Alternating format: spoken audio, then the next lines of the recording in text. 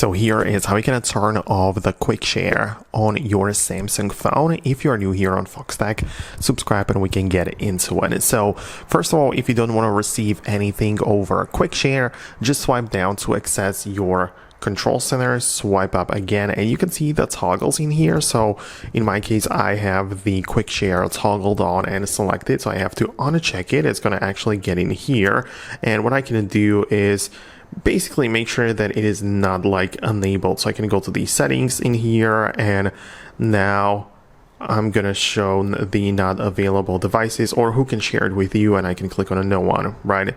So essentially right now and at this point, nobody can really share anything with me over the quick share. So it is technically turned off, right? So if I go to the control center now, you can see it is like disabled in terms of the toggle, and that's how you can make that work. But if you click it again, you can see it is ready to receive. So again, you have to go through the settings again and make sure that it is set to no one or everyone or contacts or your devices. So that's kind of how it works. If you want to like disable it fully and permanently, then you can kind of like log out of the Samsung account from your phone, but that's a bit of a process.